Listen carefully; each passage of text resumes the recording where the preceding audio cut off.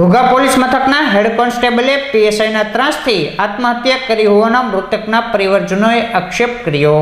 Ghogha police મથકમાં head constable તરીકે ફરજ બજાવતા દિગ્વિજયસિંહ ગોહિલે ભૂતેશ્વર ગામ નજીક ઝેરી દવા પી જીવનની દોટ ટૂંકાવી હતી, જેને લઈ સમગ્ર પોલીસ બેડામાં શોકનું વાતાવરણ ફરી વળ્યું હતું। હેડ કોન્સ્ટેબલ દિગ્વિજયસિંહ ગોહિલના આત્મહત્યાના પગલે તેમના પરિવારજનો મીડિયા સામે આવ્યા હતા અને હેડ કોન્સ્ટેબલ દિગ્વિજયસિંહની આત્મહત્યા પાછળ ઘોઘા પોલીસ મથકના પીએસઆઈ બીકે ગોસ્વામીના માનસિક ત્રાસના કારણે આત્મહત્યા કરી હોવાના મૃતકના પરિવારજનોએ આક્ષેપ કર્યો હતો।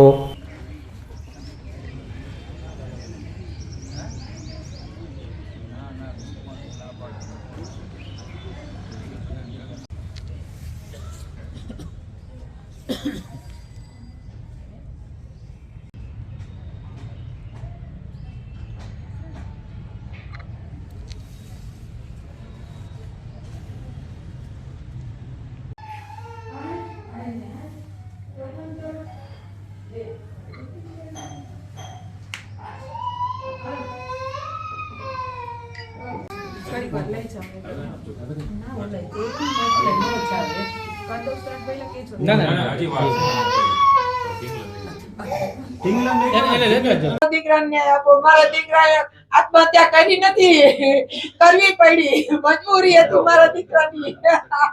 એ કોઈ વાતે બદલી માટે એને કેટલો પ્રયાસ કર્યો પણ એને કોઈ બદલી ન કરી દીધી કે મને ભાવનગર મૂકો, મને ગમે।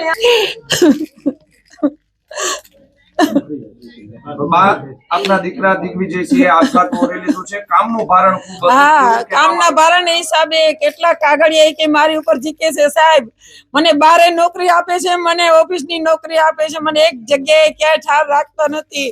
મમ્મી મને માનસિક ત્રાસ છે, મારે નોકરી છોડી દેવી છે। મેં મારા દીકરાને 1.5 મહિનો નોકરી પર ન જવા દીધો અને સાહેબ કહે છે કે માનસિક નહીં, માનસિક મારો દીકરો નતો, એને મેડલ અમતું ન મળ્યું હોય।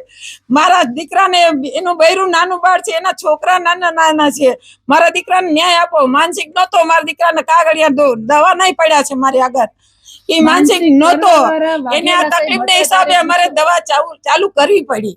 બધું મારી આગળ છે સાબિતી, હું આપીશ। મારા દીકરાની ફાઇલ, ડોક્ટરની ફાઇલ છે મારી આગળ। આ સાહેબ ખોટા છે, ઘરે આવીને મારા દીકરાને લઈ ગયા છે સાઈન કરીને અને એમ કીધું છે કે તમને તમારી રીતે નોકરી આપીશ, એમ કઈ લઈ ગયા ને મારા દીકરાને અઠવાડિયાની અંદર મારા દીકરાએ આત્મહત્યા કરી છે। અરે આ માનસિક ત્રાસ દઈને એને આત્મહત્યા કરાવી છે, મારા દીકરાનો જીવ લીધો છે। કોઈ બેન દીકરી કે કોઈ ઘરવાળી, કોઈ મા બાપ નો રોવે, બીજા દીકરા ઉપર આવો અન્યાય ન થાય।